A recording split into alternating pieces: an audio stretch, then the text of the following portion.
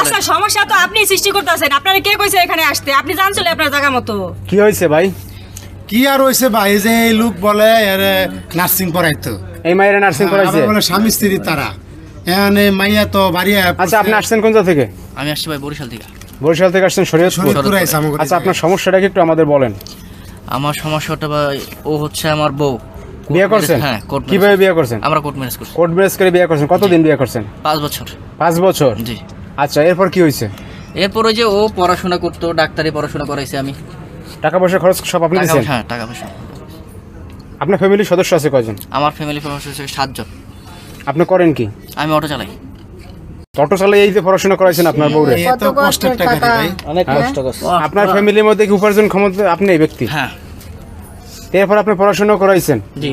তো এখন সমস্যা কি হয়েছে? আমি যাবেন না কেন আপনার সাথে? এখন সে ওই ভালো চাকরি করে ডাক্তারি পাস করছে, ডাক্তারও হয়ে গেছে, চাকরিও করতেছে, ভালো টাকা পয়সা কামায়। কারণ চাকরি পেয়ে আপনার ভুলে গেছে? এনার অটোটা দরকার নেই নাকি? আর খালি আসছে বউর দুসরে কামাও না, আঙ্গ বউ তো জানা পাইতে। আচ্ছা শোনেন, এই যে এই ভাই যে দাবি করতে আছে আপনি তার স্ত্রী, বিয়ে শাদী করছে, কোর্ট ম্যারেজ হয়েছে, আপনার পড়াশোনা করেছে, টাকা পয়সা দিয়েছে, এগুলো সত্য?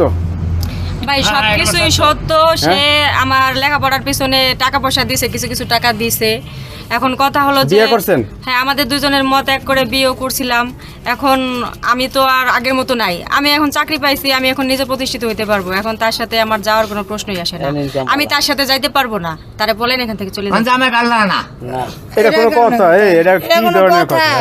আঙ্গ বউ তো জানা যায়। এর গার্জিয়ান নেই? আপনি আপনার মেয়ে? আচ্ছা এই যে ছেলেদের দাবি করতে আছে যে সে টাকা পয়সা দিছে, আপনার মেয়ের পড়াশোনা করাইছে, এখন আপনার মেয়ে চাকরি পাইছে, তা এই এগুলো কি সব সত্য? সত্য, এটা ঠিক আছে, কিন্তু সব টাকা পুরো টাকা দিয়ে পড়াই লাই। মানে কিছু কিছু টাকা দিছে সে? কিছু টাকা আমি দিছি, বেড়া কইতেছে 15-20 লাখ টাকা খরচ করছে, আপনি কোন কিছু না অত টাকা দেয় নাই। আচ্ছা শুনেন, এই যে আপনার মেয়ের সাথে বিয়ে হয়েছিল? হ্যাঁ বিয়ে হয়েছিল? হ্যাঁ বিয়ে হয়েছে, আমি জানি। তা বিয়ে হইলে কোর্ট ম্যারেজ করে বিয়ে তা করছে। কোর্ট ম্যারেজ করে বিয়ে হয়েছে, তাহলে আপনার মেয়ে এখন ডিভোর্স তো হয় না, হয়েছে? না ডিভোর্স। আরে ভাই ডিভোর্স হয় না, ডিভোর্স দিয়ে দিব, সমস্যা কি? বাবার আডুনি নাই বুঝছেন, আডুনি থাকলে বাদ আইছা এই মেয়ের কাছে। এখন আপনি কইতেছেন ডিভোর্স দিয়ে দেবো, এখন পর্যন্ত তো আপনার তার স্ত্রী, বৈধ স্ত্রী, তাইলে ডিভোর্স দেবেন, তারপর তো আপনার ই হবে। তারে বাসায় চলে যাইতে বলেন, আমি ডিভোর্স লেটার পাঠাই দিব, সে পেয়ে যাইবে, শেষ।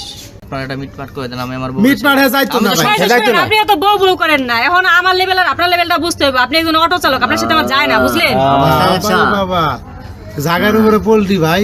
তো এখন আপনার সাথে তো যাবেন, কি করবেন আপনি? চারিদিক দিয়ে প্রবলেম আছে। আপনি এই এরকম পরে দেখেন কি লাগে ভাই সে তো পড়াশোনা, আর উনি তো বুঝতে পারে না যে এরকম পল্লী বুঝতে পারে না। আমি তো ভাবছি অনেকে করতেছে না। করতেছে, তো আপনার বউ তো পাইতে গেছে গা।